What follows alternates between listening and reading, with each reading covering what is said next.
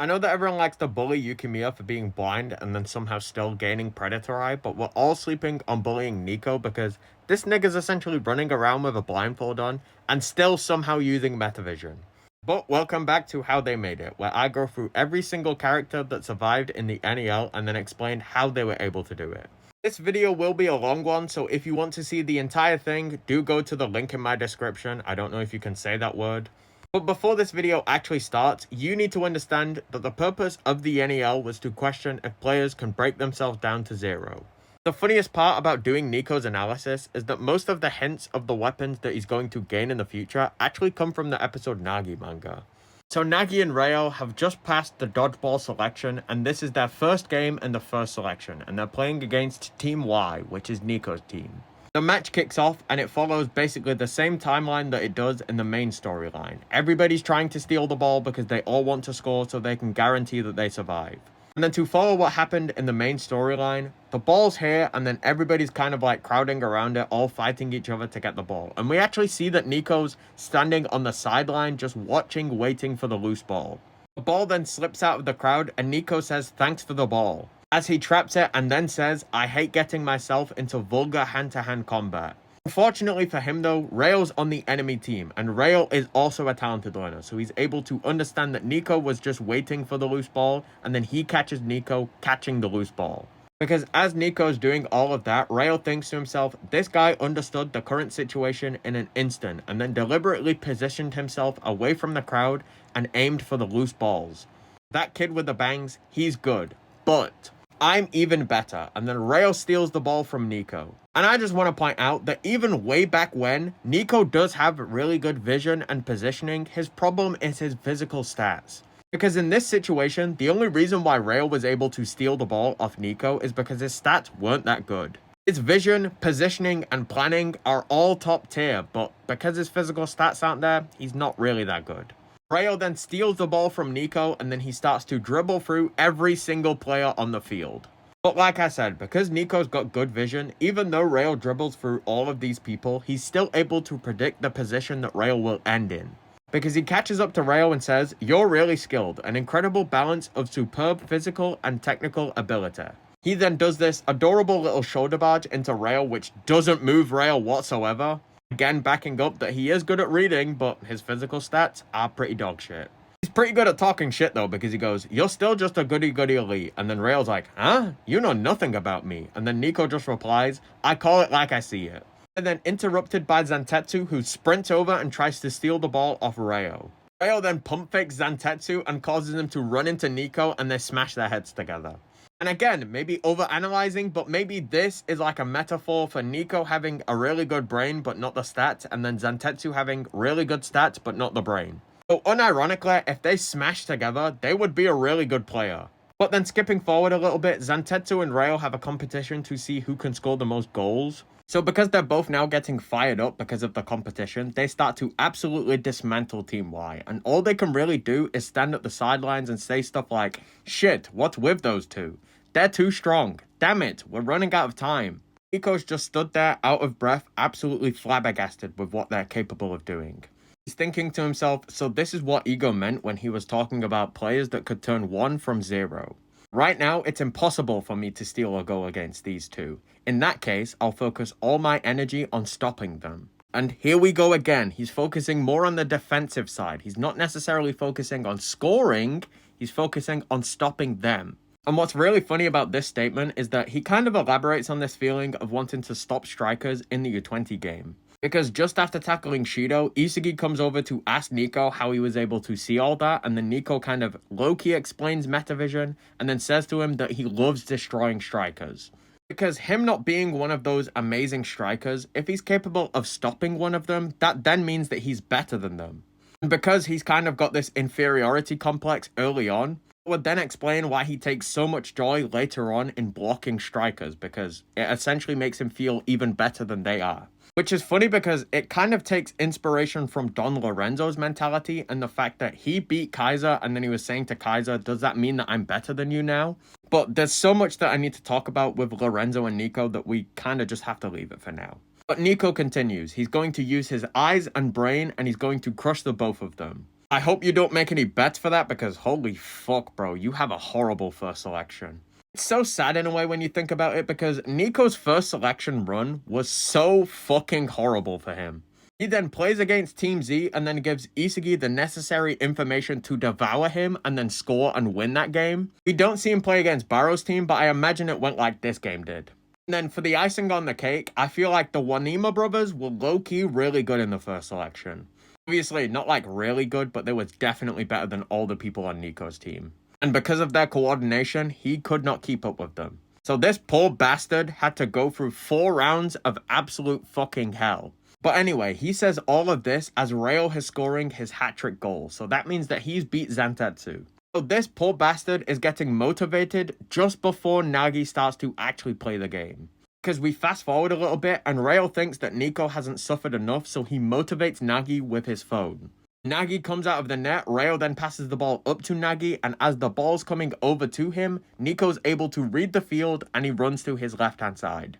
As he catches up to Nagi, he says, "I won't let you shoot," and Zantetsu says, "I'll catch up." And we all know what's going to happen now. Because Nagi's motivated, he's going to do some bullshit.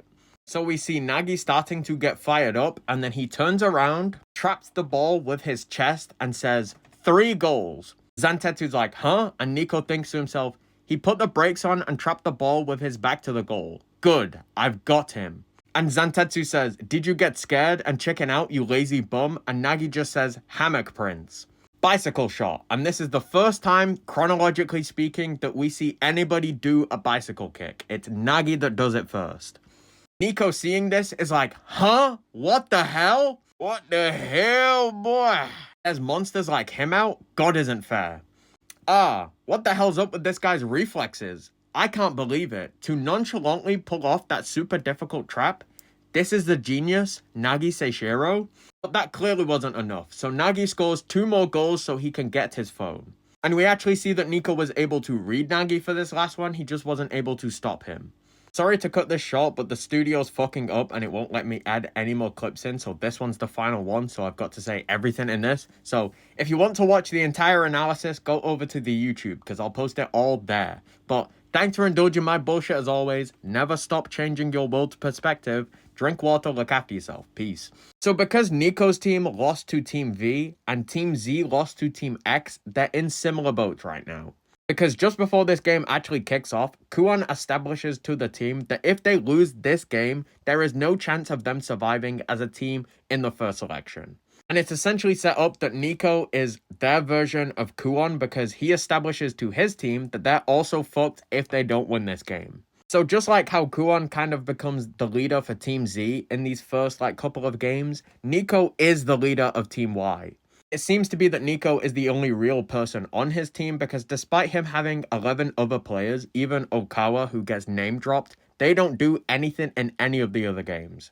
Because even though they point out that Okawa is the best person on the enemy team, he doesn't actually survive this selection even though he is the best striker out of everyone on his team. Nico is somehow able to come up with some strategies to get more goals than this guy does, which isn't really hard because he only really has 1 confirmed goal. But considering that Isagi says that Okawa has some sort of super shot, he definitely takes the edge over Nico when it comes to striker abilities, at least right now. Because it doesn't really matter if Nico has insane vision and positioning, even if he does steal the ball, somebody else is going to take the ball off him because he doesn't have the stats to keep it. So considering that his team lose every single game and he's still able to outscore Okawa, I would then say that he definitely had some sort of evolution in the first selection. And I would say that that's him focusing on that defensive side more than the offensive side. Because in this game, even though he's at the same stakes that Team Z is at, he's playing more defensively compared to Team Z who play really attack focused. Oh yeah, they literally mentioned that he's got some sort of super strong shooting technique in this panel right here. So the fact that Nico was able to score at least 2 goals on this team, low-key, bro's got it. Okay, so quick tangent. I was actually doing research to find out how many goals that Nico could have scored in the first selection. And in this here, I don't know if this is actually true. Apparently he scored 4 fucking goals in the first selection. So I imagine that 2 of them was probably against Barrow's team because Barrow started to underestimate Nico because he was the only real person on that team. But against the Wanima brothers, I imagine that they're a lot more coordinated, so to be honest, maybe he scored the majority of his goals against Barrow's team. And I'm not even just saying that because I want to shit on Barrow. I just think that Barrow is the most likely out of anybody in the first selection to underestimate Nico, to give him that opportunity to score goals. Like, even the Wanima brothers who underestimated Chigiri still then tried to tackle and foul him after he started to sprint. But like with Barrow, for example, their team started to underestimate Team Z, and because of that, Isagi, Kunigami, and Bachara were able to score. Just to elaborate a little bit more, I don't think that Barrow would have actually underestimated them. I think the team would have just underestimated Nico. Because even in that first game, Barrow's team started to let their guard down around Team Z because they were winning so much, and it was only Barrow that came back on defense to tackle Isagi. So I imagine that it went a similar way for Nico in that other game, only it was Okawa that had the ball, and then he got tackled by Barrow, and then Nico picked up the loose ball. And then because the rest of the team underestimated Nico, nobody was there to actually tackle him, and that's how he scored. Because to me at least, it makes the most sense for Nico to score more against Barrow's team because Barrow is spearheading that team and they are always just passing Barrow the ball, right? But because he's being too greedy, they're not as coordinated as other teams are. Because we see that against Team V. Team X start to unravel because they're still passing Barrow the ball and that's the only formula they know. It's just that Barrow can't score now. Or at least score as much. So then, them falling apart in that game would then explain how Nico's able to score against Barrow's team the most. Not because it's Barrow's fault, just because they're not coordinated, and Barrow essentially doesn't give a shit about them anymore. So even though we see him coming back on defense against Isagi's team, he wouldn't necessarily do it against Nico and Okawa because he doesn't care about his team anymore. Like, he's already established that he's scored the most goals, and he's already established that he's their team's best bet if they want to score any other goals. But that all just goes off the assumption that this is indeed right.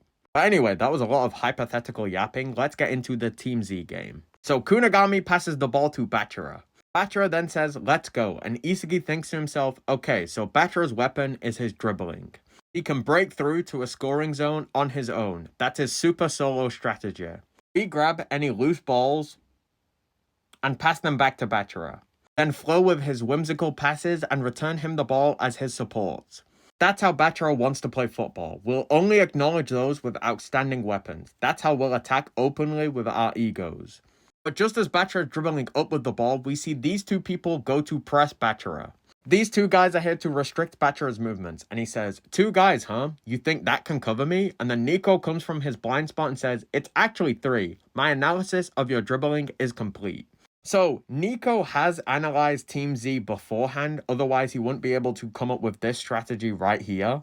But obviously, he can't properly analyze somebody he hasn't actually had the experience of playing against. That's why he says, my analysis of your dribbling is complete. Because talented learners can learn a lot about a playstyle from videos, but they do need that real life experience. That's why we always see Isagi commenting on like Lorenzo and Charles, for example. He actually says the exact same thing about Aiku too.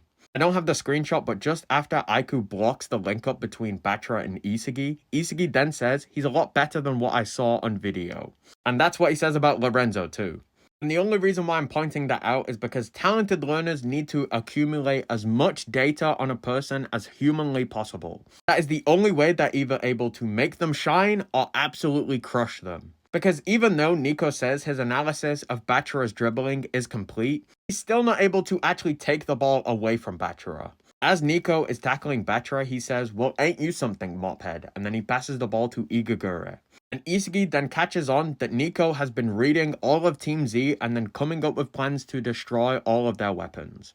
He then thinks to himself, they erased our main weapon. With a 2-on-1 mark, they managed to cover his route. But with a third, they could have stolen the ball just now. There's no way they could have improvised that. They've also been training, so it wasn't just us. With Nico being pointed out right here, I imagine it was Nico that kind of rallied all of Team Y together to be like, guys, we need a plan. You guys listen to me. I'll come up with plans. Just do as I say. Because in that first game against Team V, he was the only one that was actually able to read the field and somewhat keep up with them. I imagine he said, guys, fucking listen to me. Y'all are useless. Just listen to my plans. And unfortunately, even that didn't go well. This is where it elaborates on the contrast between the mentalities of Team Y and Team Z in this game, because Isagi says, in contrast to our hyper-aggressive style trying to bring out the best of our weapons, their lineup is focused on nullifying them with pure defense.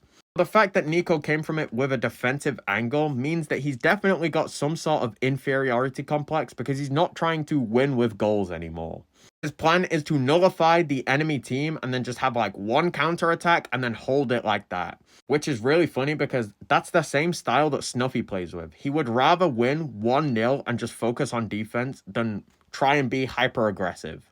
So this is already showing that Niko is going to have a really good mentality when it comes to playing on Ubers. Because he's focused on nullifying first. He's not focused on the offense. Which is also really funny because in the Ubers game, him and Lorenzo swap when it goes to the attacking phase. He drops back into defense and Lorenzo dribbles up. And this statement is also to kind of show the contrast between Isagi and Niko's mentality as well, just as players. This is kind of a long tangent, but one of my theories is that all the players we see in Blue Lock are all versions of what Isagi could have turned out to be in a different timeline. And Niko is the timeline of him not getting that striker spirit back after losing. Like, Hiori, for example, is the version of Isagi if he focused on being a playmaker and improving his passes. I might have to elaborate on that take for it to fully make sense, but I'm not going to do that right now. Let's talk about Niko. Anyway, getting back to it, Isagi thinks to himself, they managed to figure out Bachira's dribbling, but we've still got 8 more players with their weapons to play. And with Bachira's time being up, it's now Kunigami's turn. Because, by the way, they're playing with this fucking me next rule or whatever the fuck it's called. Bachira was the starting striker, and then they all move over to the right. So now it's Kunigami's turn. Kunigami then traps the ball and tells everybody to run up the sides, and Isagi thinks to himself, Kunigami's weapon is his left leg's shooting power. He relies on his teammates to bring the ball to his zone while focusing on staying unmarked in front of the goal. Rather than charging into a crowd in the penalty area, he sets his sights on the gap before it, which this statement might make it so Kunigami is essentially the inverse of what Shido is. Because Shido's character is like penalty area perfection, right? And then Kunigami's stated right here to focus on the zone just outside of it. So is that then to paint the parallel between Kunigami and Shido, or am I just coping too much? Like, this part right here seems very on the nose, you know? So Raichi has the ball, he then passes it back to Kunigami, and we see that Bachira and Kuon are kind of shifting the players out of the way to make it easier for Kunigami to shoot. Isagi continues monologuing. After seizing the pass from his teammates and following the path opened by his team, he unleashes the enormous power within his left leg. And as he winds up to shoot, 2 people jump in the way and block his shot. And Kunigami is absolutely shook. The reason why I'm reading the descriptions of each person's playstyle and techniques is because Niko has to come to a similar conclusion to make a plan to block them. If he doesn't, he wouldn't actually have been able to read that Kunigami was going to shoot from around that point, and he wouldn't have been able to make the plan to make 2 people mark Bachira and then him, the third, try and press him and steal the ball. So I'm reading the descriptions because at one point Niko thought the exact same thing. Anyway, fast forwarding after that play, Kunigami gets the ball again, and he is again blocked, and he says, "Gah, fuck, again?" And as the ball is flying into the air, it actually gracefully falls to Niko, and that's funny because he made this look right here. The foundation of the goal that Okawa scores was from the look that Niko created by blocking Kunigami, if that makes any sense. So that's why the ball falls to Niko, because Niko made the plan, so he made this look. Because we see Niko trap the ball, and then Okawa starts to sprint up the field. Because all of this was a part of Niko's plan. He literally created this look, which was the foundation of Okawa scoring this goal. As Okawa is sprinting up the field, Isagi thinks to himself, Okawa moved. Between our defensive line? Shit, that's their plan. And Niko replies, precisely. We were waiting just for the right time. So Niko was essentially waiting for the look of the right time for him to do this counterattack. I'm not focusing too much on the look because it's not a part of this chapter, but strikers do need to be able to sense and or create look, and that's how they're able to score. Because, quick tangent, I guess, Shido's penalty area perfection is more of him sensing the look in the penalty area and then being the first person to react to it. Like, don't focus on the look part too much because I kind of need to explain that in a different video. Getting back to it, Isagi thinks to himself, it's not that our offense was working, they were just letting us attack. Team Y's aim was for a counterattack. And then as Nico passes the ball up to Okawa, Okawa says, took you long enough, Nico. And Nico says, I'll leave it to you, Okawa. Also tangent, but I imagine that Okawa is a genius because of the super powerful shot that they were talking about and the fact that he links up with Nico and Nico kind of exploits that powerful shot. It would then make sense that this was like the lowest tier of a talented learner and a genius teaming up together. Because it clearly wasn't Okawa that came up with this plan, it was clearly Nico, so he was clearly just the genius that Nico saw the value in, right? As the ball's falling to Isagi, he thinks to himself, we got tricked. Team Y's aim was for a counterattack. Okawa then goes on to score, but what's funny about the goal that he scored is it wasn't built off the genius weapon that everybody was talking about. Obviously, don't focus on the genius part too much, but it wasn't built on the weapon that everyone was saying that Okawa had. Because if you go back and look at that goal, Lemon dives in front of him and he just chips the ball over him. Obviously, that makes the most sense for the situation you're in. It's just so fucking funny that we don't actually see his main weapon. Anyway, the game resets and then it's Kuon's turn to be the striker. And what's funny about Kuon's weapon is, even though they come up with plans to stop him, they can't actually stop him. They're actually never able to beat Kuon in the air, so the way that they shut him down is that they steal possession from Kunigami instead. Because Kuon jumps up, he heads the ball kind of without any sort of restrictions. The ball goes to Kunigami. Kunigami stood there thinking, and then we see from his blind spot that somebody's running behind him. And then in the next panel, we see Nico coming from Kunigami's blind spot and says, you paused your footwork. And to me at least, this is showing another parallel between Isagi and Nico because he comes from the blind spot, which is like Isagi's off-the-ball movements in the future. So it's really funny to me that Nico is literally the clone of Isagi just in defense. He doesn't have the ambidexterity, he's just a clone of everything else. Because I also imagine that it was this play here that also kind of inspired Isagi to copy Narahaya in the second selection. Obviously, I'm not saying that it's just this feat alone, but this was definitely one of the reasons why he decided to copy him.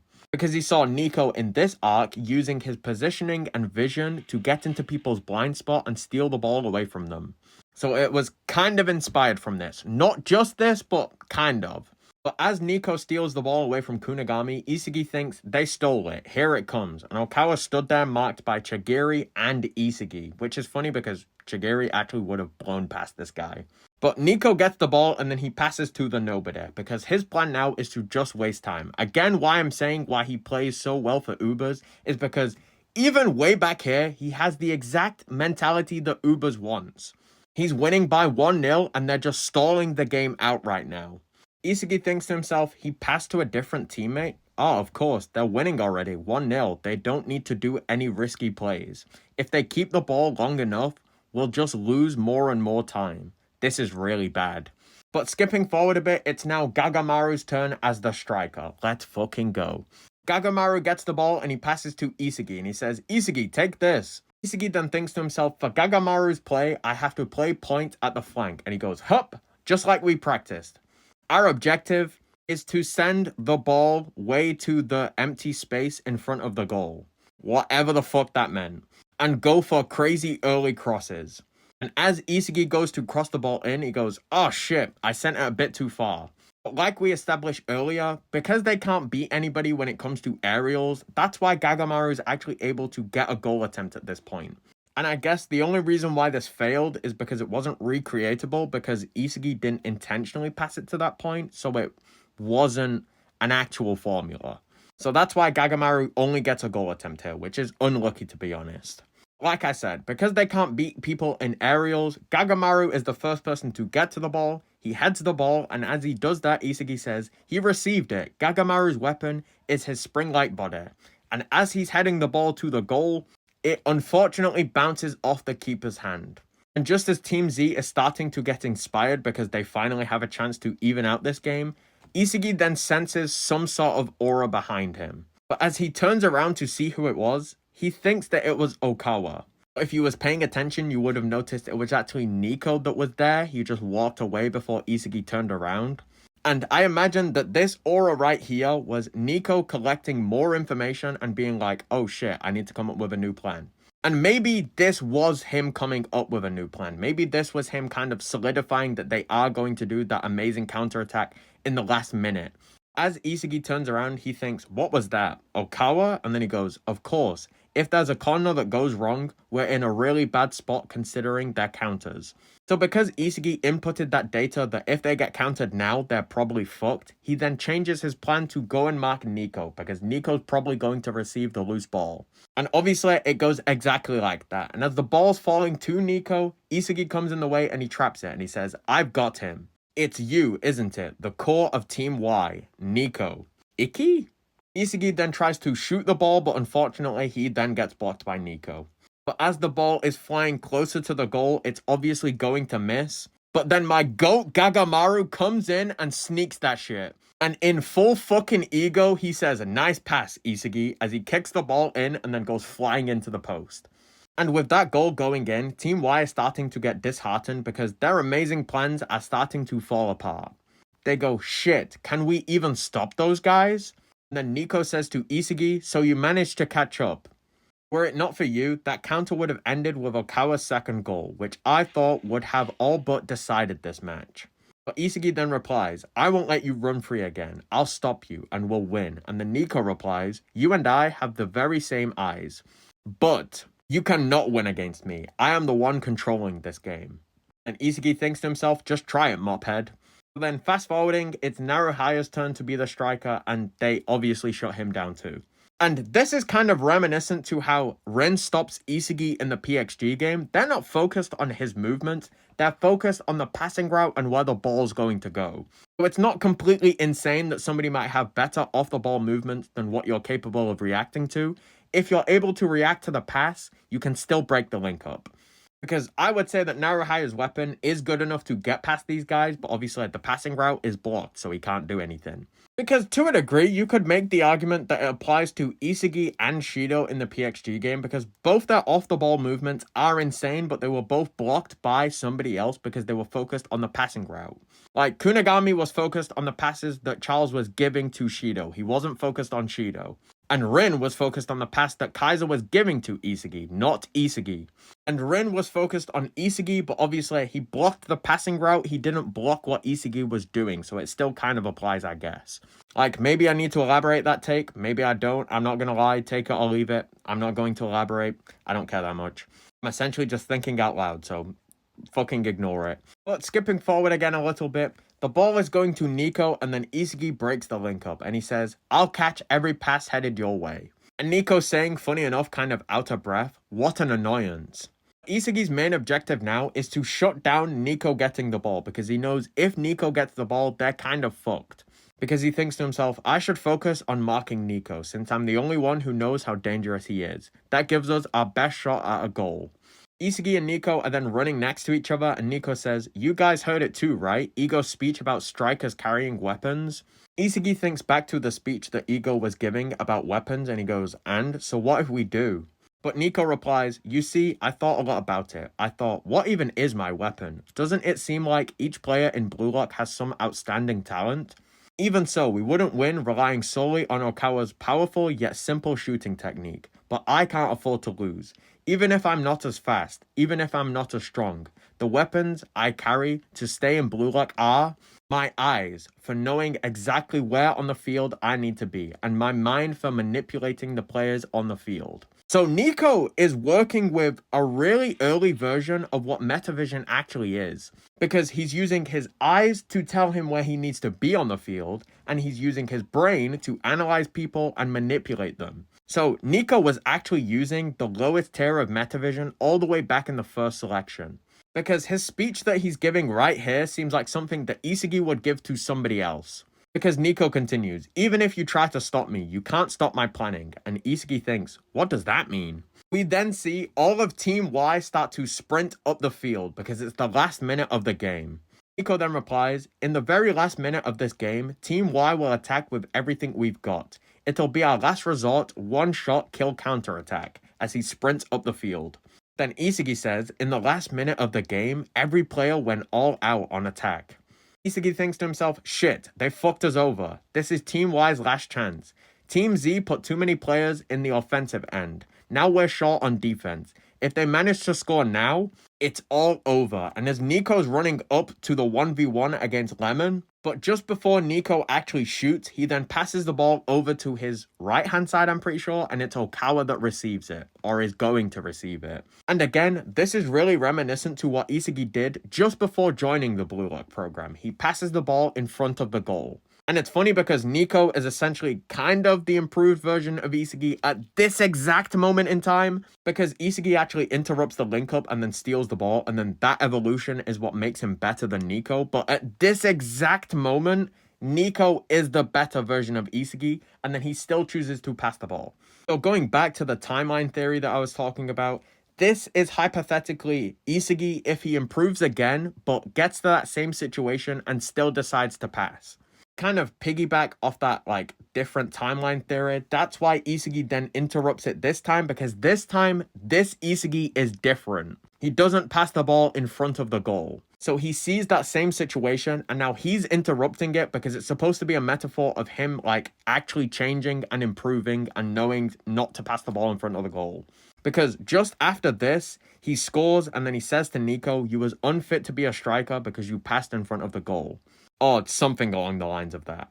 But anyway, the ball's going to Okawa and then Isagi traps it. Then get this cold ass panel of Isagi fucking drifting. Ref, do something! He's got no friction! And then Isagi says, "I knew it," because like I said, he's been in that same situation, so he understands exactly what's going to happen here. So then, because Niko is the reflection of what Isagi is/was, that's why he interrupts this play, and that's why he knew it. Because from his couple of talks with Niko in this game, he understands that him and Niko do share the exact same like mentality and weapons kind of. So he understands that given a situation where Niko's in front of the goal and somebody's to his right hand side in a better spot, Niko would logically pass to that person because they're better than him. Or better than him. Because he says, "It's always Okawa, Niko. He smells like a goal more than anyone." And Niko's like, huh? Isagi continues, "You and I, we're the same. We see and think the same things. So that's why, instead of shooting yourself, you pass to Okawa to finish. But this is my win, Niko. At that critical moment, you chose to pass. You don't have what it takes to be a striker." So this is Isagi kind of taking his old self and quite literally destroying it and telling them that they're unfit to be a striker. Funny enough, kind of passing on and continuing the cycle of what Barrow did to him in that first game. Because what Isagi did in that first game and what he did in the game before coming to Blue Lock, why he knows that Niko is always going to pass the ball. Because Isagi passed the ball to that nobody against Kira's team, right? And then that failed. And then in the next game that he plays in, chronologically speaking, in the first selection, he plays against Barrow's team. And again, he passes in front of the goal. The only difference is, because that was an evolution of him understanding who to pass to and who is better and figuring out better puzzle pieces, that's why that ended in a goal, because it was technically a different formula. Like, Isagi wasn't technically in a 1v1 against the goalkeeper, he was in a 1v1 against Barrow, so that's why he needed that extra piece. But Niko's situation is kind of different because he was in that 1v1 with the goalkeeper and still passed, so he didn't grow. Isagi is still growing and still changing compared to his, like, first match, but Niko is the version of Isagi that never changed. Like, does that make any sense? I feel like I'm just rambling at this point. But we all know how this ends up. The ball ends up going back to Isagi, and everybody's questioning how he was able to get there that quickly. And that's because he essentially used what Niko was telling him about using his eyes and his brain, and then put it in this formula right here. Because talented learners will always feed, unintentionally or intentionally, they'll always feed more information to other talented learners. Because Niko basically broke down what Metavision was at the lowest level to Isagi here, and then that's what Isagi then takes to evolve and then score this goal. Because even in the third selection, Hiori then gives Isagi more information, talented learner, talented learner. He then takes that information and beats Karasu. And then you even have other examples with like Karasu telling Hiori what he needs to do if he's actually going to improve mentality-wise with football. So this cycle of talented learners feeding other information to talented learners kind of continues and started all the way back here. Like, it's so funny because a lot of them could have got so much further if they just kept their fucking mouth shut. But you just had to flex that you use your eyes and you have a smart brain. You stupid fuck, now you lose the game. But obviously, Bachara passes to Isagi, and then Isagi does his first direct shot. and twats that motherfucker in the back of the net.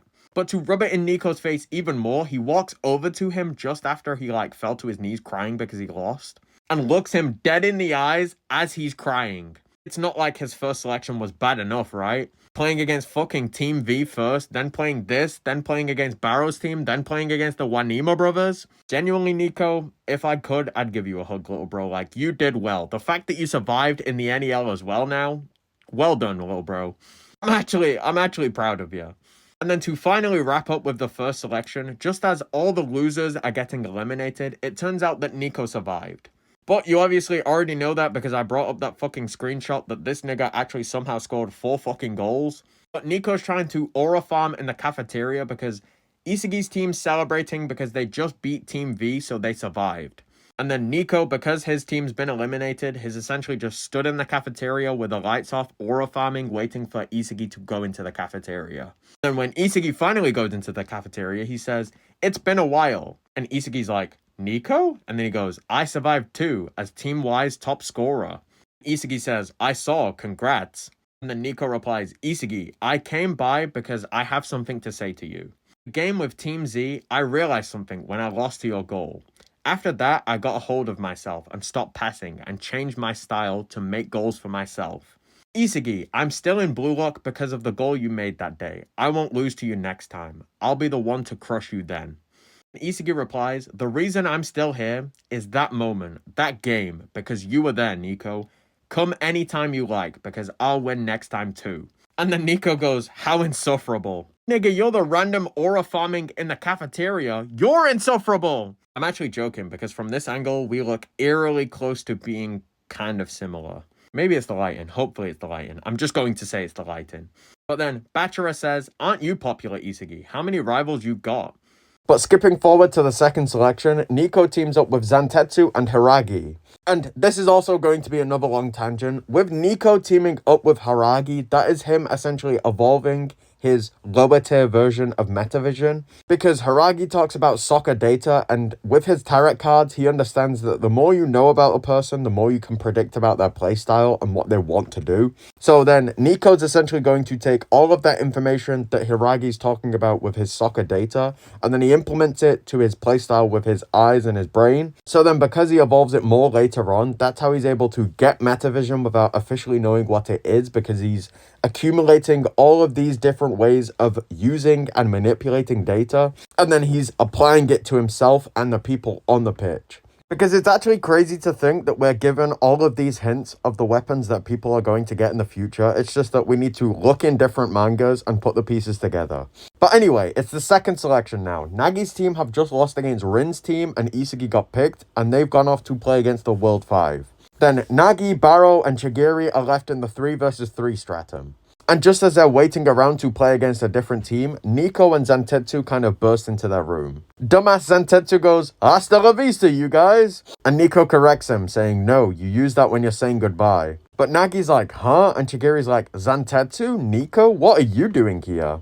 And then funny enough, because Niko is a talented learner, he says that he saw the wet marks of Nagi's footprints on the floor and then figured out that it would have been Nagi, so he followed them. Because he says the hallway was wet, so I deduced that Nagi-kun was walking around with a wet towel, so I decided to follow the tracks. And then we see him pointing it out to Zantetsu, and Zantetsu's like, "No way!" And it's funny that these two are now on the same team, and it's the same reason why I said that those two smashing their heads together was a metaphor, because Zantetsu's going to evolve as he gains more intelligence, and Niko's going to evolve as he gains better physical stats. So then, them teaming up into this selection means that Niko's probably seeing that he isn't that physically strong, so he's kind of using Zantetsu to make up that difference.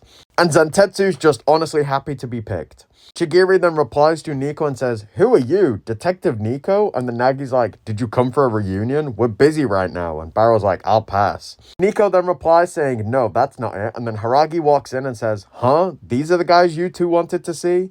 This arrogant fuck then decides to only point out Nagi out of all 3 of these characters. He says, "You must be Seishiro Nagi-kun." Nagi's like, "Who are you?" And then he replies, I'm Haragi. I'm on the same team as Nico and Zantetsu. No fucking shit, bro.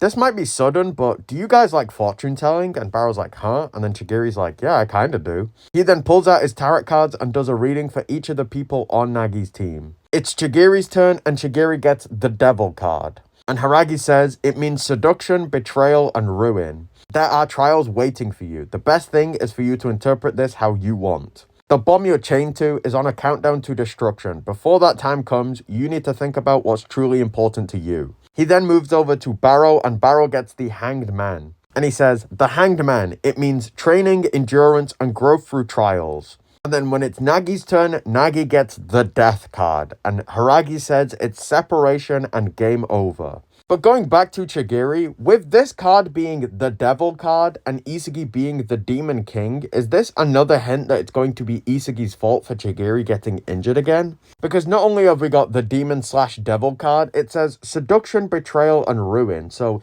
Isagi could seduce Chigiri by saying like, oh, we need to have this chemical reaction to score and win this game. He then betrays Chigiri, and then that's what ruins his leg. Because with the author saying, are you going to like Isagi at the end of the series, and with us getting the Devil card for Chigiri here, and with Chigiri being one of the Egoist 4, one of the original people that played with Isagi, it seems like it's definitely going to be Isagi's fault for Chigiri getting injured, and this might have just been the nail in the coffin for it. Because it also says, is on a countdown, and technically speaking, Blue Lock's on a countdown because they're now counting down to the best striker. Like, am I overanalyzing? Abso-fucking-lutely.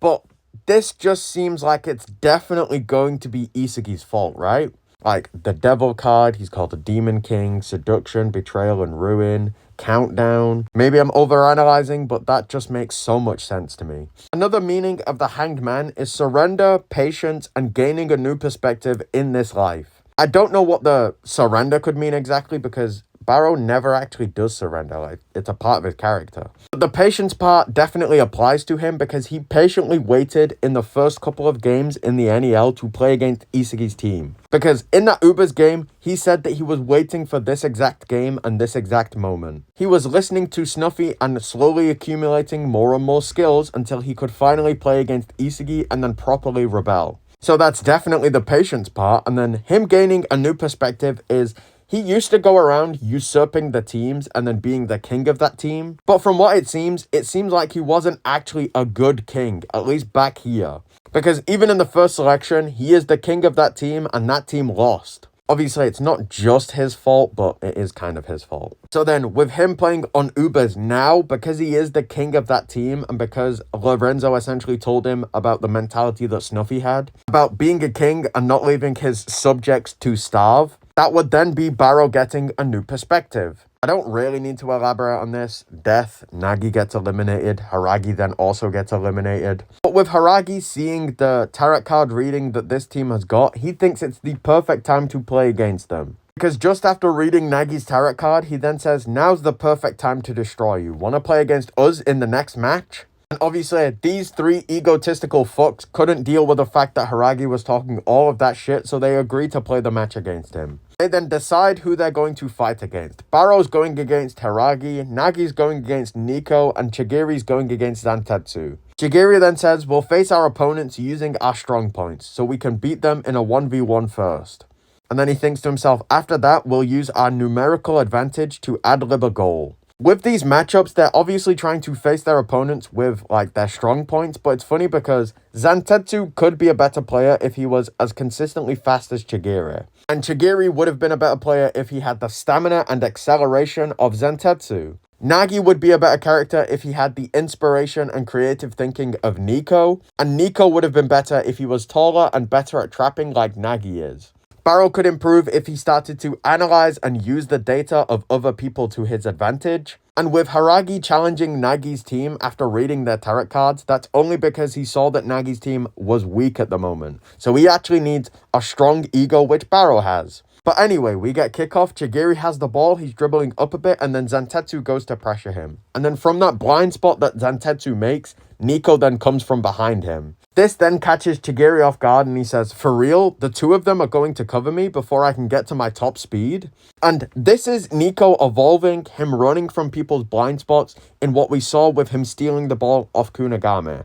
Now he's incorporating it and leveling up so he can now run into people's blind spots when they're looking in his general direction. What I mean by that is when he tackled Kunigami, he came from behind Kunigami. Kunigami had no chance of seeing him. But in this moment, for example, Chigiri is looking forward to Zantetsu's general direction, but Niko's using Zantetsu as like a body block or a shield, and then he comes from behind him. So this is Niko kind of evolving those off-the-ball movements. Niko says, "I won't let you have a speed battle," and Zantetsu goes, "How do you like this pincer press?" And it's funny because Hiragi is technically the captain of this team, but Niko is the one that's read Chigiri before, so he's probably the one that came up with this plan right now. Because he even points out that Chigiri wants to have a speed battle, and he's not going to let that happen because he knows that Chigiri shines in those moments. And maybe it's from his experience with playing against Zantetsu and Chigiri, but he knows that Chigiri is faster than Zantetsu. Zantetsu just has good acceleration. So he knows that if a speed battle does occur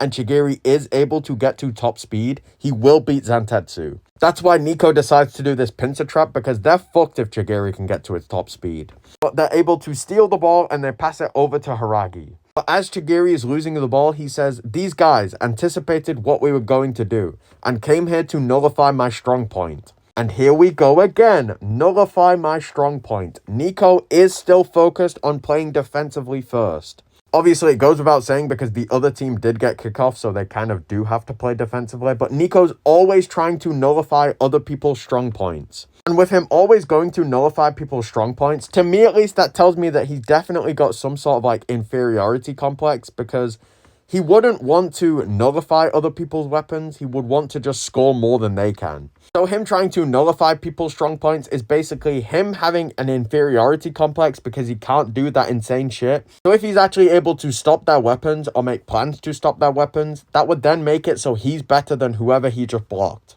because he literally just shut them down. So Hiragi receives the ball and he says, "You can use probability to predict the future." Basically, no matter what type of person it is, by applying one's personality to the accumulated data, I can narrow down the possibilities of the future outcomes. I had to put a jumper on because the fucking green screen was fucking up. You see how bad that is? And it obviously goes without saying, all of this is kind of a requirement for using metavision, because you need to be able to apply one's personality. That's kind of like egocentrism, I think it's called. You need to be able to accumulate data on that person, so it's definitely talented learner specific. Then by applying their personality to the data that you've collected, you can narrow down the future, which is the meta point that Isagi was talking about. So all of this yap is essentially just him saying protagonism X accumulated data. He could have just stopped there. But he's saying all of this while he passes the ball over to Niko. Niko then passes the ball to Zantetsu, and then Zantetsu passes it back to Hiragi. And as Hiragi's trapping the ball, he says, "And can even explain a prodigy. You're nothing more than a pattern. See, you're the type that snaps at a time like this." He then says, "Football X human statistics. My love of fortune telling led me to produce this. Big soccer data. Got it?" So then, with Niko playing with Hiragi, because even after losing this, they decide to pick Zantetsu, so Niko plays with Hiragi even more. With Hiragi's playstyle being built on Football X human statistics, Niko's going to take all of this information, because like I said before, talented learners unironically feed other talented learners more information, and then that's how that talented learner grows even more.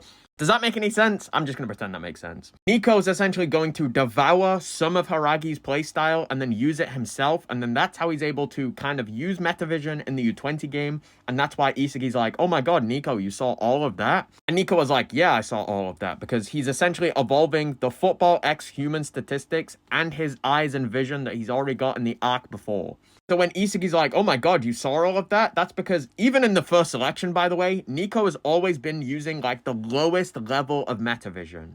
Because you could even make an argument that Niko and Okawa was actually the lowest level of the Genius X talented learner duo, because Niko kind of is a talented learner, and with how Okawa was set up, he was definitely the genius. Because Okawa is the strongest striker on that team, but he's not like a talented learner, so he can't make plans or read other players, it's up for Niko to make those plans and kind of lead the team. We're kind of just ignoring the first game in the first selection because that was against Nagi and Rayo, and he was obviously never going to win that. So when it comes to that second game in the first selection, Nico's kind of evolved because he just declared that he was going to beat Nagi, Rayo, and Zantetsu with his brain and eyes. And we all know how that ended, so when it came to Isagi's team, he does start to kind of use that lower tier metavision. Because even in that first game, he is kind of using human statistics X football because he's able to read Zantetsu, Rayo, and kind of Nagi. Because he's able to figure out that Zantetsu has an explosive acceleration, Rayo's kind of good all around, and Nagi's just a genius. So it's really funny to see that even in the first and second selection, Niko's moving towards metavision. So then, that kind of explains how he gets it in the Ubers game, because if you look at the main storyline, it's so funny because you just see Niko's character, and then there's a couple of arcs, and then the nigga's just got metavision. But like, seeing it from the episode Nagi perspective, you definitely see a lot more hints that he was going to get it. I'm obviously not saying that there's no hints in the main storyline, because the main storyline does still hint to Niko getting metavision. It's just that most of the hints for Niko is in this manga, not the main one. Because we didn't even know that Hiragi was a fucking character until this came out. We didn't even know his playstyle, and with his playstyle being human statistics X football, and with Niko being teamed up with him even after losing to Nagi's team, that obviously makes a lot more sense as to why he's able to devour some of this. Also, to go on another tangent, I should have been talking about this from the start of the video, but I think that Niko is a restricted ego type. And that's really obvious because when you think about it, he only really starts to evolve after he's lost. In his first game in the first selection, he lost and then he kind of evolved again and then started making plans and leading his team. He then lost to Isagi's team and then he again evolved after that and then started scoring goals. In this second selection, he plays against Nagi's team. They obviously lose. They lose Zantetsu, but Niko and Hiragi are still able to survive. And with Hiragi and Niko having a similar playstyle, that could mean that Niko did evolve. We just don't see it too much because he's essentially just doing more of what he did already. And then moving over to the third selection, he does kind of lose in the third selection because I'm pretty sure he doesn't score, but he's still able to be a starter in the U20 game. And then in the U20 game, he's not really restricted, but then he does kind of get restricted because he gets a sprain on his ankle. Because even the injury he gets in that game, he only gets it because he's slightly delayed on reacting to Shido. And that's only because Sendai was kind of fucking him up. So then he sprains his ankle or whatever, he gets subbed, and then in the NEL, he evolves again. He actually gains metavision. So if I forget to mention it in future parts, that is my explanation for Niko being a restricted ego type. Because this poor bastard has never been given freedom to begin with. And it's really funny, right? Because Niko's never been in a freedom environment. The first selection, definitely not fucking freedom. The second selection, I'm saying this isn't freedom. The third selection, not freedom, not top 6. U20, kind of freedom, I guess. He does get to play. And then in the NEL, because he's playing for Ubers, Ubers is a restricted team if you're playing as any other position except the striker. It's only the striker that's in a freedom environment. So then he's definitely in a restricted environment then too. So I actually think that long-ass tangent's done. I think we can finally start talking about the game again. I'm sorry for that long-ass pause. Also random, but shout out to that one guy that I was talking to that watched all my videos. You're the GOAT, man. You actually gave me more inspiration to continue doing this. Because a lot of you might not know, I don't get paid to do any of this shit. I'm doing it for the love of the game. And sometimes it can get kind of demoralizing because I'm not actually getting paid to do this. But shout out to that one guy, man. You hyped me up to do this. Also, kind of another fourth wall break, I guess. I screenshotted this just because it was the first time Zantetsu actually said a saying correct. An eye for an eye. He actually said it right. Fourth wall breaks aside, we're going to continue with the story. Hiragi's got the ball, and then he passes over to Niko, and he says, your brain freezes up. Statistically speaking, and then Niko says, this is a piece of cake. Without Isagi-kun or Reo-kun around, they only have individual skills, so their plays are easy to dismantle. And then Hiragi replies, yep, then we can just sneak through the gaps of their wobbly formation. Hearing all of that shit talk, Nagi gets motivated and starts to dash in front of them, and he says, you thought it would be this easy, fortune teller ponytail? Don't think you can win with just your head. And then Hiragi replies, huh? Just my head? You're wrong, Nagi-kun. I have my own weapon too. And then he kind of traps the ball with the outside of his foot to spin it up and like kind of next to him.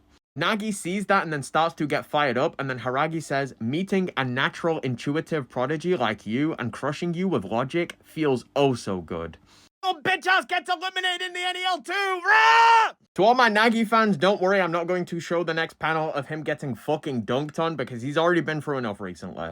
But to fast forward, we get kickoff, some bullshit happens, Chigiri's got the ball and he's sprinting up to Zantetsu. And as he's running up, he thinks, first, Zantetsu will cut off my speed. Then, Nico will be waiting behind him to ambush me and reading my movements to crush me when I try to break past. So I know that I just said that Nico's played against Chigiri before so he can kind of read his specs. Chigiri wasn't trying in that game, so this being Nico's plan might not actually be true. But considering that they were both playing in the same stratum, I imagine that Nico was still watching Team Z just to see what was going on. Wait, that actually makes so much sense because Nico would have been watching Team Z because Isagi was on that team and he said that they both have the same playstyles and mentalities. So Nico would have been watching that to see what Isagi was doing to see what he could do to evolve as well. So then kind of one of the consequences of watching Team Z so much, he's able to analyze Chigiri, so he makes this plan. So this was actually probably Nico's plan because I don't see Hiragi somehow being able to figure out that Nico's a fast character and to pressure from behind.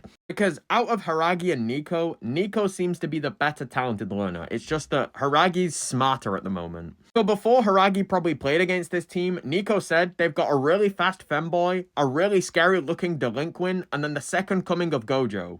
Because it's really funny that all the people on Team Red have played against Nico in the first selection. So Nico's probably analyzed all of them and then fed that information to Hiragi, and then Hiragi's been like, I bet, let's go and find them. But getting back to the game, Chigiri's thinking to himself, I won't be able to fight one-on-one at top speed like I want. My weak point, now for me to think, is it when I can't reach my top speed? Or when I'm in a 2v1 situation? No, not quite. But the whole time that Chigiri's been thinking this, Zantetsu is stood basically right next to him because he knows that he has faster acceleration so he can catch up. And Nico's staying kind of really far back because he knows if he goes up a little bit and gives him kind of a gap in between them, Chigiri would just burst through them. It doesn't really matter that Zantetsu can accelerate and catch up if he's reaching his top speed.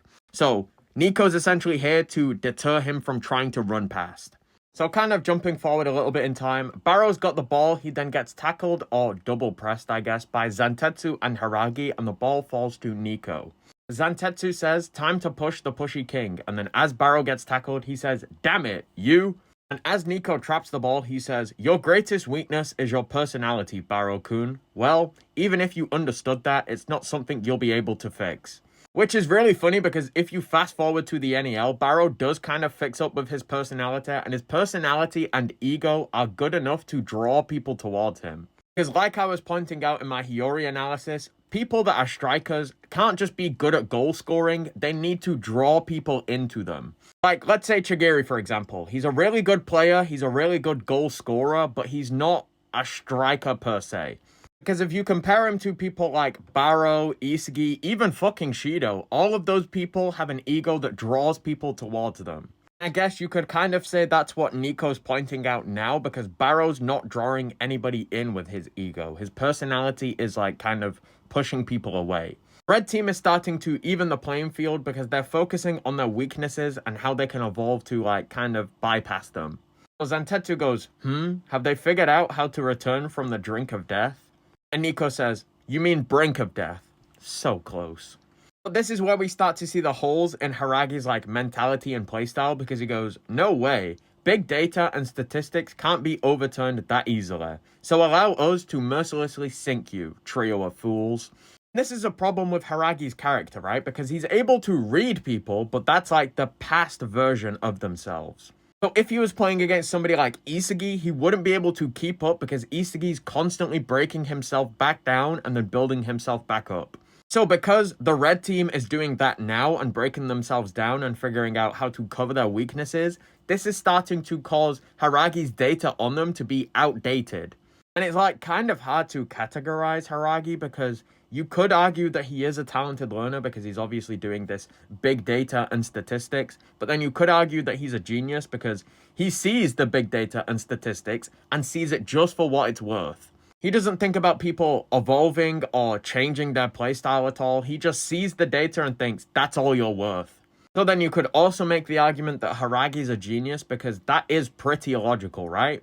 And I'm pretty sure that just after that, that's when we get the chemical reaction of Chigiri x Barrow. So going back to what Niko said about Barrow's personality, he is kind of outdated with this because he is slightly changing his personality. He's willing to pass, but he does want the ball back. He still wants to win and he's still willing to pass. He's expecting it back. So he is kind of growing. And once again, I just want to point out the irony of Niko saying this and then Barrow becoming Niko's king in the NEL. I would say you can't write this shit, but somebody quite literally just has. Getting back to it, we see Chigiri kind of copying Otoya's off-the-ball movements, and I'm only saying Otoya because it's very, like, bendy and curvy with the way that he moves. If you look at, like, Shido or even Loki, for example, they make a straight line dart here, then a straight line dart that way. Chigiri seems to be, like, kind of flowing more with it, if that makes sense. Aragi sees this and goes, oh, and then Zantetsu's like, huh, what the hell? I didn't expect something like this. And then Niko, reading Chigiri, says, you've thought this through, Chigiri-kun. He realized his top speed is a threat to us. So this is kind of why I would say that Niko is definitely a talented learner, and it's still up for debate for Haragi, because Haragi sees this and is just like, oh? And he seems to be just as confused as Zantetsu is, but Niko is the only one to be like, you've thought this through. So maybe Haragi's a genius that does use data, and then Niko devours that, being a talented learner and seeing the value in that. So Haragi gets eliminated because he's not being too logical with the data he's using, and Niko's able to survive because he's taking what Haragi does and actually doing it properly. And in the next panel, that thing that I just talked about with the whole curvy run thing kind of goes out the window because we see it's just like zigzag dashes. But you got what I mean, right? You got what I mean. Wasn't analyzing his sprinting pattern too much. I just thought it was funny that it looked more like Otoya's compared to like Loki's or Zantetsu's. But Niko continues. So he's trying to get us to cover him and cluster in the center. And now that both the sides are open, then we see Barrow and Nagi running into that open space created by Chigiri's run. Nagi says, nice bait and switch, princess in distress. And then Niko says, Nagi and Barrow can move freely. Now that the tables have turned, Niko starts to question Haragi's playstyle because it's starting to fail. So Zantetsu goes, damn it, I didn't know they could play like that. And Haragi goes, we don't have enough info. Look what you've done, Niko-kun. And then Niko's like, And Niko goes, sorry, but they're clearly thinking differently than before, especially Chigiri and Barrow. Now that they've lost Isagi, I think they're trying to change in this match. And obviously, Niko's right, they do change, they beat this team, and they pick Zantetsu. But with this interaction of Haragi going, we don't have enough info, and then saying, look at what you've done, Niko-kun. I don't have the screenshots to know the full context, but it seems like Haragi can't actually analyze people. He's just using the information that Niko has. So then with Niko saying, sorry, but they're clearly thinking differently than before, the before part tells me that Niko told Haragi the information he had on all the players in the first selection. And it seems like Haragi can't actually analyze them, so he's just going off the information that Niko has told him. Because he says, we don't have enough info, and then says, look what you've done, Niko-kun. How is it Niko's fault? Nigga, you were the captain. You were walking around all fucking high and mighty going, oh, you got the death card. This is a perfect time to crush your spirits. Let's play. Ain't working out for you now, is it, dickhead? So then, maybe Haragi is a genius, because he's not able to read people, he doesn't try to read anyone, and his whole tarot card reading seems logical to a degree, but because he isn't able to actually understand that people can evolve, he doesn't understand that they can change their playstyle. And that would seem really illogical, at least to me, because of course niggas are going to be able to change their playstyle in mid-match. They're evolving. You're in a fucking program made to make the best striker. Of course people are going to change, you fucking idiot. But we're finally done with the second selection, so we can move over to the third selection. And not much happens with Niko in this. So Isagi is trying to decide what team he wants to join. He's thinking about joining Team A with Rin and Shido, or Team C with Nagi and Yukimiya. Barrow basically walked over and said, oi, bitch boy, you should have been in the top 6 because I want to crush you at your peak. Once again, backing up that Barrow is the GOAT. He may seem like an egotistical asshole, but he definitely wants you to play at your best. But while all that's happening, Niko's walking over as Barrow's walking away, and if we're going to overanalyze, he's doing this from Isagi's blind spot, which is kind of funny. Then says, Isagi-kun, I'm going to borrow this face wash. And then Isagi's like, huh? Ah, Niko! And then Niko replies, seems like you haven't picked a team yet. And then Isagi's like, yeah, not yet. And then Nico starts to monologue and says, Ego-san's fanning the flames of competition with all this, but in the end, I think we're all being tested on how well we fit in a team with the top 6. And this is completely correct. Also, it's kind of fucking obvious. It's only kind of obvious to us because we are the readers, so we get given all of the clues and all of the information. The people in the program probably have no idea what the fuck's going on. Because just before the 3rd selection even starts, Ego splits up the top 6 and the rest of the players. He then tells the top 6, hey, I want you to use the other players on your team as stepping stones to make you shine even more. Prove to them why you are one of the top 6. And then he goes over to the rest of the characters and says, you motherfuckers need to devour those top 6. I might have not picked you to be one of the top 6, but you can definitely change and devour one of them and gain their spot. Obviously, we know it doesn't technically happen, I guess. But the option was there at least. But anyway, Isagi hears all of Nico's monologue and goes, yeah, makes sense. Did you pick a team yet? And then Nico replies, as for me, I'm going to pick team members where my plays can go through. I've had enough of being pushed to the sidelines. I've learned from you that you have to steal the main role for yourself. And then Isagi just replies and says, I see, that's fair. And then he thinks to himself, teammates that allow one to steal the spotlight?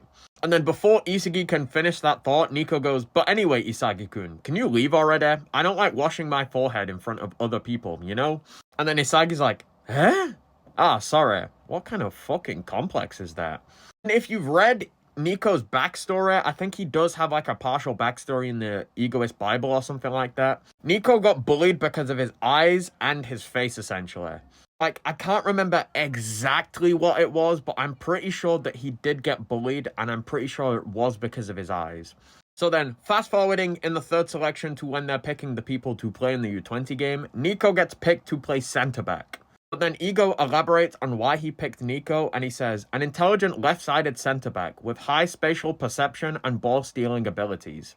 So, Nico actually has insane ball-stealing abilities because of his off-the-ball movements. We saw it in the 1st selection, and we did kind of see it in the 2nd selection. He's intelligent enough to come up with plans to nullify other people's weapons, and with his high spatial perception, he's able to pick positions where he needs to be in. And because of his high perception, he's able to use his off-the-ball movements even more effectively because he's able to see where other people are looking. And just to kind of bounce off the fact that Nico said that he wants to play on a team where his plays can go through, I imagine that what he actually meant is that his plays were going to be counterattacks. He's going to nullify somebody's weapon and then create a counterattack off it. Because when we get to the U20 game, he doesn't actually go up at all. He's always playing in defense. Because when Bachara and Chigiri run up, Karasu drops back to help Nico and Ryu defend. So I would say that Nico's playstyle is definitely set in stone that it's counterattacks now. But fast forwarding into the U20 game, Kitsune Zato has the ball and then Karasu goes to pressure him. And then Kitsune Zata says, don't waste time and keep moving ahead. That's the basics of a counterattack. And then Karasu replies, nothing we didn't foresee. Come at me, shorty. And then he goes, foresee? Same for us. And then passes the ball to Sai. And we see here that Nico is kind of in front of Sai. To me, at least, it makes sense that he does kind of read that he was going to pass the ball over to Sai because he does seem like he's running up here. And then in the next panel, he says, don't worry, I'm on the way. And then he starts to think to himself, I'm not letting you shoot. I'll get in the way of your shot and stall for a second. And then Chigiri-kun will come back, and we see Chigiri absolutely fucking blitzing it up to Sai. Sai is unfortunately able to sense that Chigiri was behind him, so he just kind of like swerves out the way. So to kind of show off more that Nico does have insane spatial awareness, this plan right now to stop Sai was built off Nico seeing the ball going to Sai, and then also seeing Chigiri sprinting back on defense, and then he came up with the plan to stall him until Chigiri can get there. Which, if it was against anybody else, this would have been a really solid plan. It's a shame that it was against Sai. Because Chigiri catches up and he says, nice, Nico. And then Nico thinks, he's here. We've got him surrounded. We'll neutralize Itoshi Sai. And again, neutralize. He's always focusing on neutralizing these amazing players. And I would say that that's kind of because Nico has an inferiority complex. It's not explicit, it's not like in your face, but it's definitely there. He wants to neutralize these geniuses or higher level players than him to show off that he is indeed pretty good.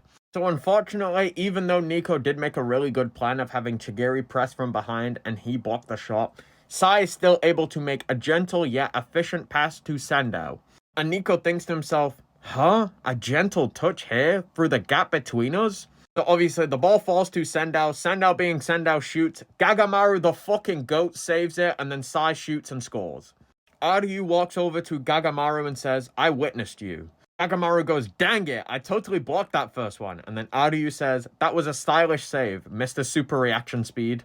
But Nico's starting to analyze Sai because he goes, but still, to think he could score from there? A perfect defense followed by a counterattack. With Itoshi Sai there, their team strategies have gotten considerably stronger. And then Isagi's just like, yeah. So fast forwarding to the second half, I'm pretty sure, Sai absolutely blitz past Rin. And as Sai's running up the pitch, we don't see it in this panel, but Nico's obviously getting prepared and starting to analyze and watch all of the potential options that Sai could pass to. Ryu shouts out, stay vigilant on the line of defense, Nico boy. And then Nico's like, yes, sir. I fucking love this duo. I actually love it. I just realized that both of these two niggas were sat next to each other on the bus after the NEL finished, and they were singing together. So then seeing this interaction of him like, stay vigilant on the defense, Nico boy. And he go, yes, sir. That's so cute, man. I'm here for it. I'm here for all the wholesome interactions. This is amazing. I love this.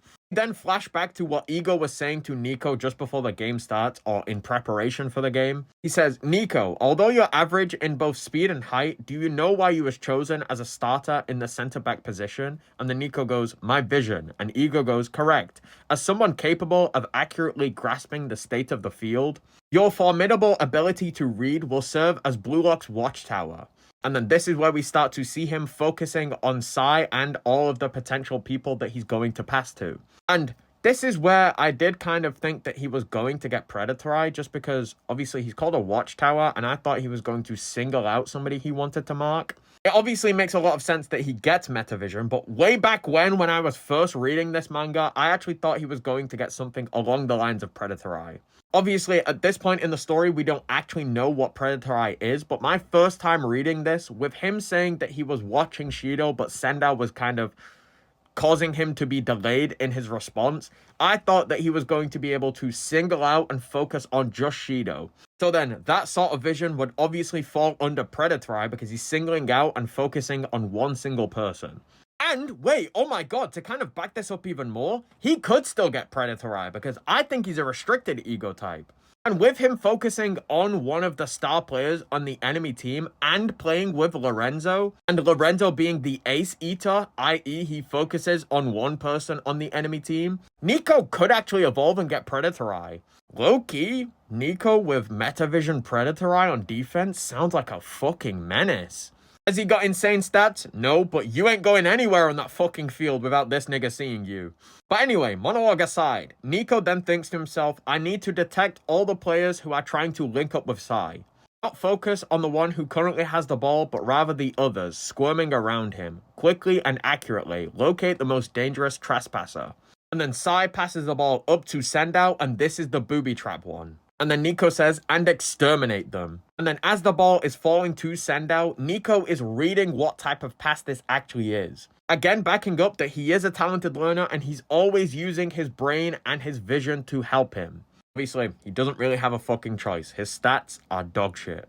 And as the ball is falling to Sendao, Nico thinks, no wait, the ball has backspin to it, making it easier to trap. Is it decelerating? A nice smooth pass. Even if I run in at full speed, I'll be half a step behind. It's a bullseye cross. This is a booby trap. And I guess that you could kind of say that this is kind of a restricted environment for Nico because he doesn't have that many options in what he can actually do. Ignoring what he chooses to do, because I'm technically going to count that as an evolution, his only two choices are to either sprint and try and catch up or stay back and try and block the shot. But because I would say he's a restricted ego type, that's when he starts to evolve in this situation. Because he thinks to himself, by dragging me out and breaking our formation, they'll be able to easily break past our defensive line, a high-level trap laid down by Itoshi Sai.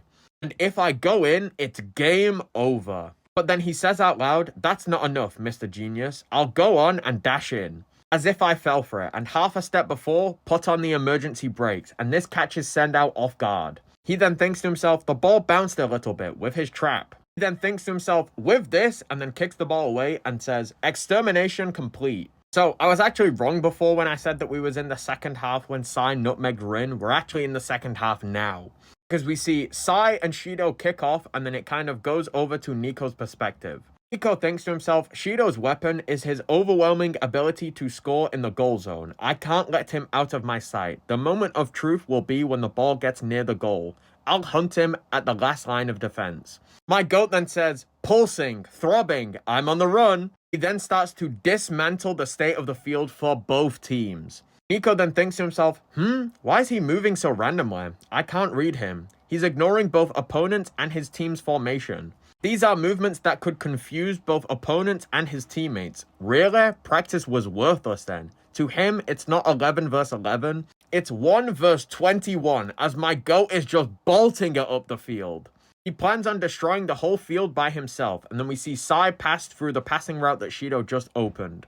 Niko then thinks, huh? So fast? No way. Itoshi Sai linked up with him? Shido then passes the ball over to Sendao because Chigiri's starting to press him, and then somebody thinks, I don't know who the fuck it is, he's basically doing what Isagi does for Rin on our side. We weren't expecting this combination. Sendao then passes the ball over to Sai, and then Sai starts to wind up to cross the ball in.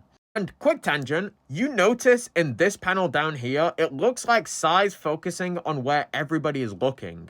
You know when Isagi's explaining like off-the-ball movements and he's taking other people's sight range into account? It looks like Sai's doing that right now. Then it actually makes a lot of sense that Niko is the one to stop Shido because Sai's focusing on everybody's eyes, but because he can't see where Niko's looking because of his hair, that's why Niko then stops Shido. Like, is it an over-analysis? Absolutely, but that's what we're here for at this point.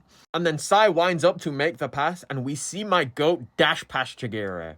And as he crosses the ball in, you can see that Niko is starting to run over to where Shido is. And then as the ball is falling over to Shido, again, you can see that Niko's right there. Niko's just able to get his fucking pinky toe to block the ball. He thinks to himself, no, this is still my security area. As he kicks the ball away from my goat just before he's able to score.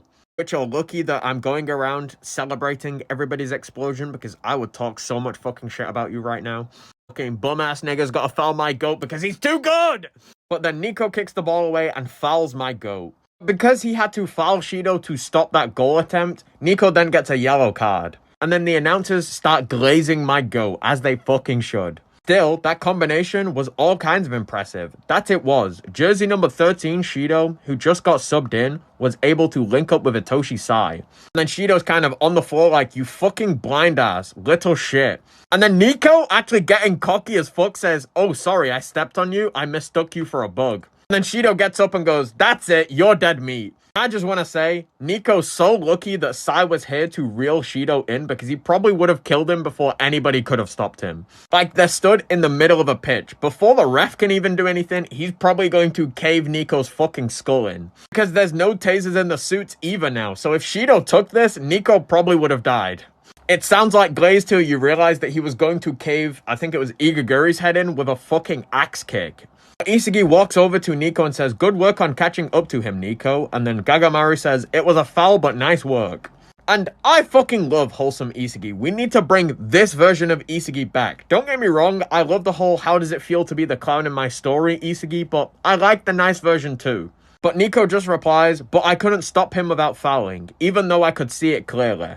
And this to me backs up that in this moment in time, Niko does have better vision than Isagi. It's just that Isagi has more and better specs than Niko does. Because he says to Isagi he was simultaneously watching where the ball was coming from and where it was going. By taking in Sai's kicking motion and Shido's off-the-ball movements, I was able to predict the most dangerous spot with pinpoint accuracy. Yet, Isagi kind of cuts him off and goes, that's pretty amazing. And Niko goes, no, Sendao messed me up. Because he kept following Shido's movements and running to weak points in the defensive line, I couldn't help but pay attention to him, which led to my momentary hesitation and led to me getting a yellow card.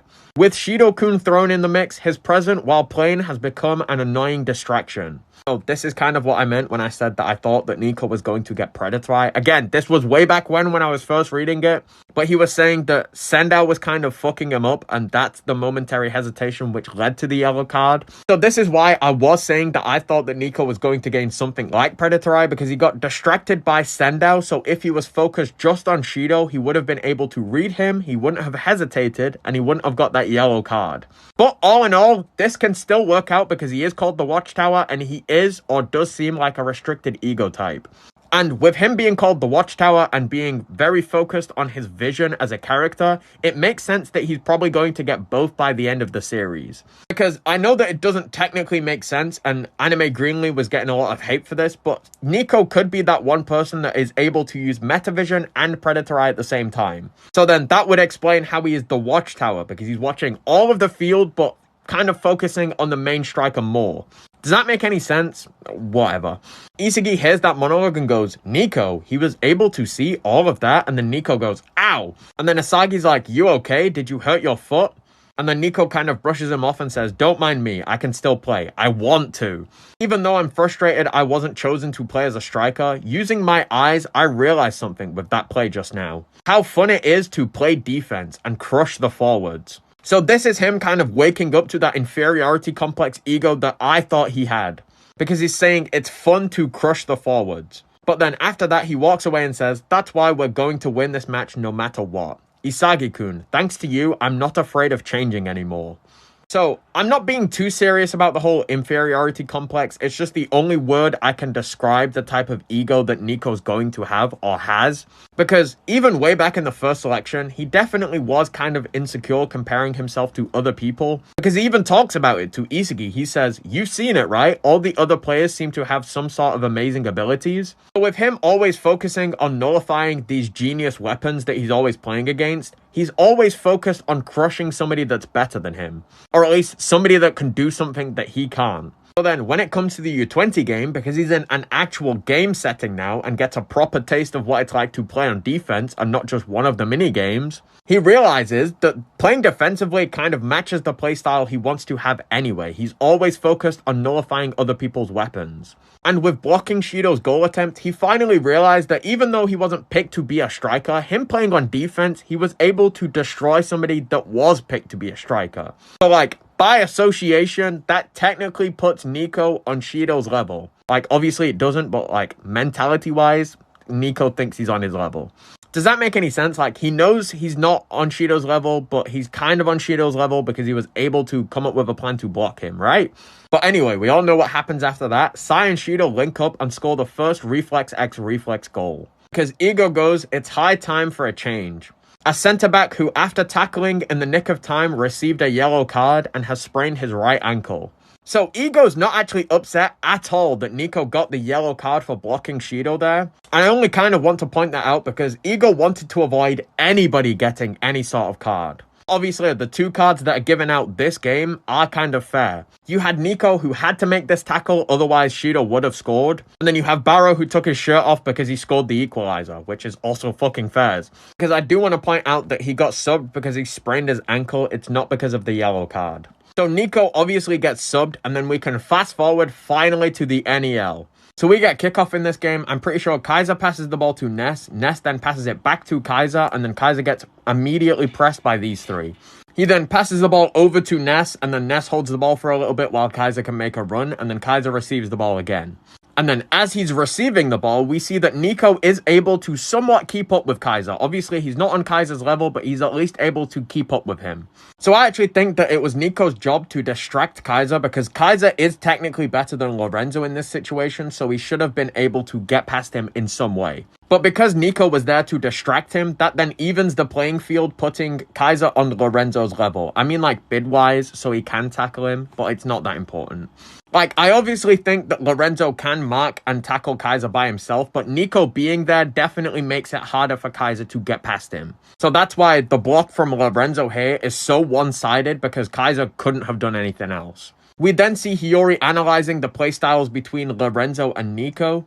He says, on defense, Uber string together consecutive presses and funnel their opponent towards Lorenzo, who lies waiting in the back line. As soon as Lorenzo steals the ball, they make a switch.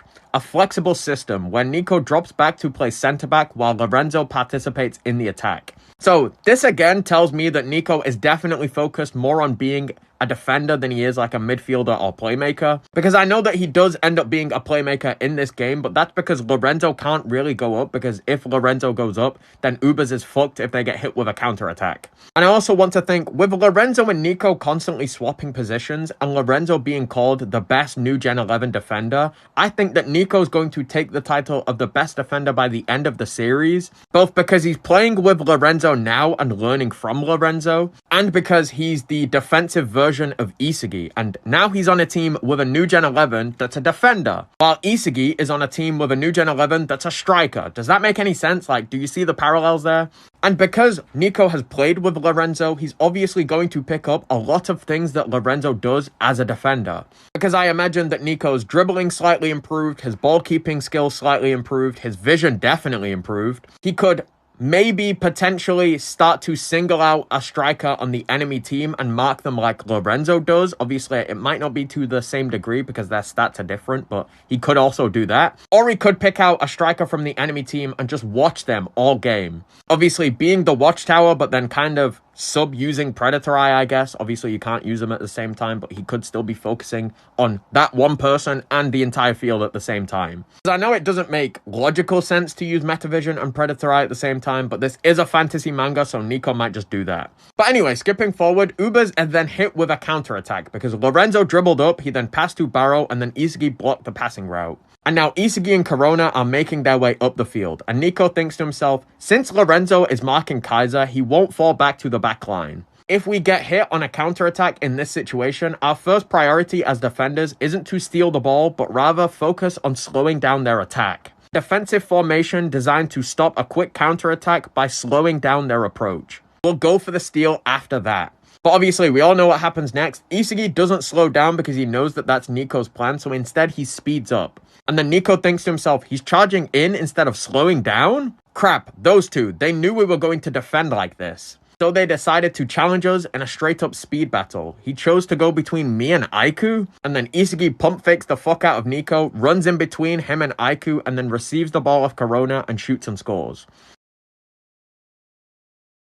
But to just quickly jump backwards in time to when the Blue Lock Bunch first met the Ubers team, Nico points out all of his strategies make full use of our individual capabilities, plus he's prepared different variations depending on the lineup. If we can execute them flawlessly, we'll win. If we manage to survive here, without a doubt, we're going to get exponentially stronger. And obviously Nico is going to like the mentality that Snuffy is bringing to football because Nico has somewhat of a similar one. Not talking about their actual mentalities like Snuffy thinking about it as a job. I mean more so the fact that Snuffy is happy to win a game 1-0 and then just play defensively.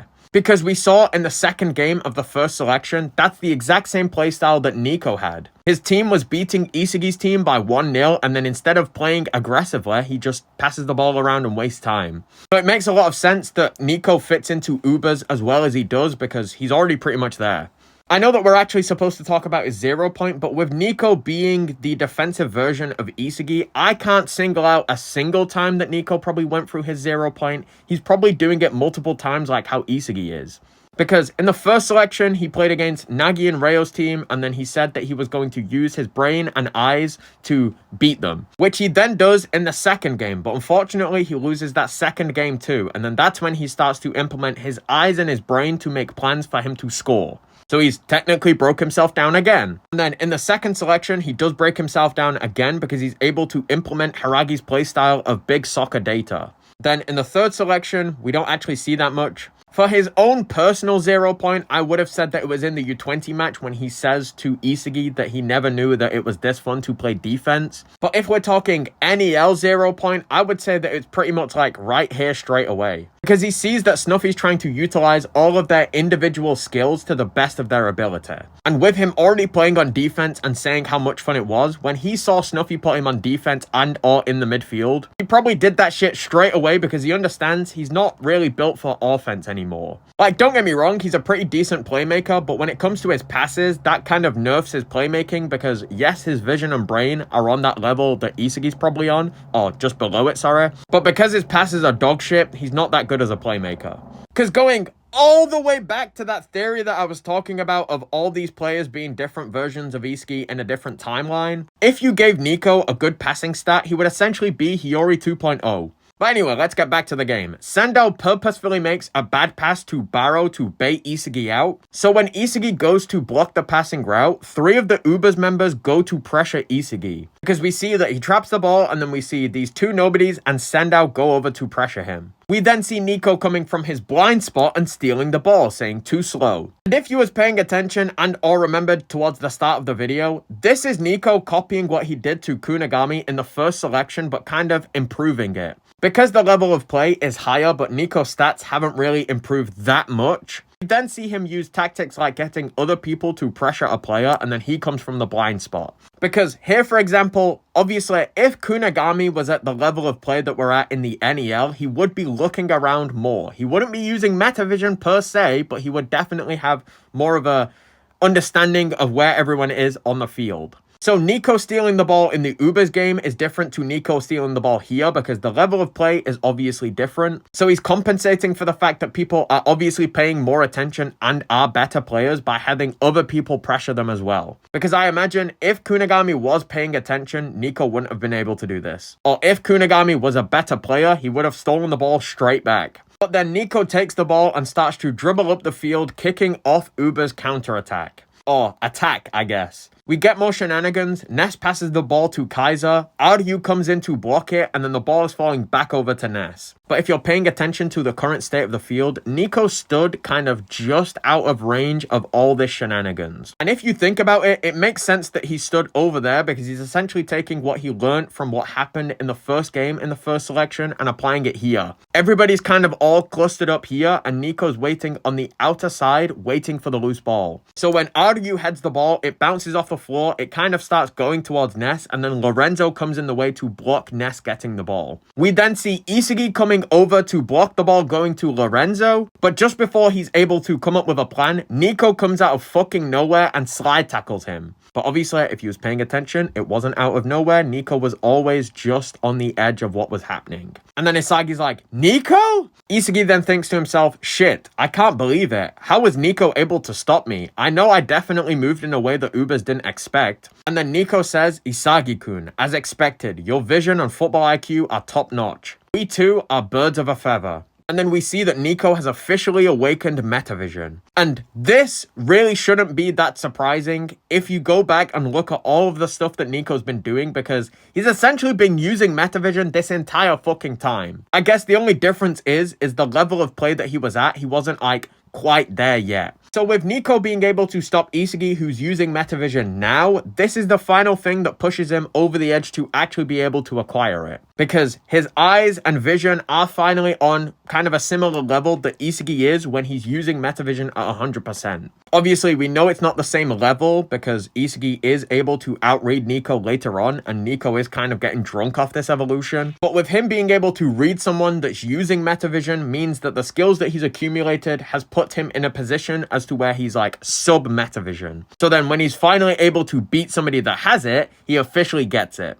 And then Isagi goes on to explain what Metavision actually is. And I'm not going to read all of this out because I'm not going to lie, I'm really fucking tired now. I just want to get this video done. To me, at least, it's so funny that Isagi starts to explain what Metavision is to Niko because Niko doesn't, like, officially have it. And then with him feeding him more information as to what Metavision actually is, that then gives Niko the actual foundations to acquire and use it all game. So this stupid fuck has essentially just made his own job even harder. I've been saying, man, if these talented learners want to be the best, they'll shut the fuck up. And it's funny because Niko just replies with, all I did was track the ball and your movements at the exact same time, and then when I saw you in a dangerous spot, I responded to it. Which we literally just got an explanation of him doing in the U20 game, so he's already got metavision. It's just never been official. Because that's why Isagi then goes, seriously, this guy has been using metavision subconsciously?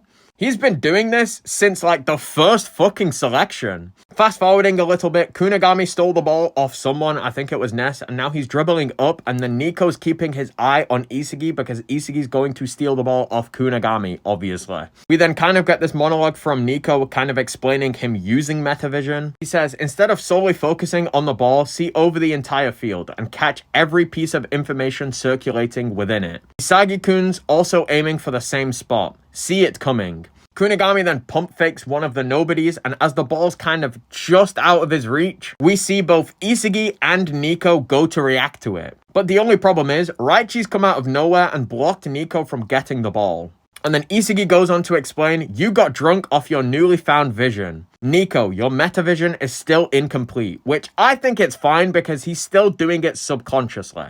So then even though he says that Niko's vision is incomplete, because the game continues on, I would say that Niko's vision finally does complete and then he does get metavision in this game. Because we even see later on, he's able to see and catch up with Hiori, he just doesn't have the specs to actually stop him. And the only problem is, it wasn't necessarily his positioning and what he was doing, it's because he wasn't turning his head to look around the entire field. Because when Isagi explains metavision, he explains that you have to turn your head and constantly survey the entire field. Niko's not doing that. Because he's kind of tunnel visioning on Isagi, he's not actually widening his vision. That's why he doesn't see that Raichi comes from the side over here. But considering that Niko's like 15 years old and he's only just properly been told what metavision is, I think he's doing a really solid job. Considering that Hiori's on a team with Isagi who's going to explain what metavision is and how to do it, and with Hiori kind of always looking around the field anyway, I would make the argument that Niko, Isagi, and Hiori are somewhat on the same level when it comes to vision.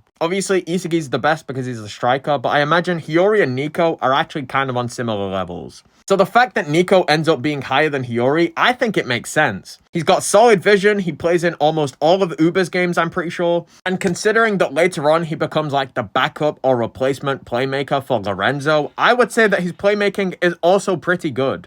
Because they also go on to say later on, now that they've incorporated Niko's vision and playmaking and Lorenzo's dribbling into the midfield, they're a lot stronger than they was before. So I'm not going to lie, doing all of this analysis on Niko's low-key the GOAT. He went from getting butt-fucked in every single game in the first selection to being a really decent defender. Then going back and then seeing all the pieces of his evolution kind of coming together over the past couple of arcs, he's low-key so cool. Like the fact that he unofficially devoured Haragi's big soccer data football. Niko, low-key, you the GOAT, my man. I'm pretty sure that's everything I've wanted to say about Niko for now. So as always, thanks for indulging my bullshit. Thank you if you made it this far.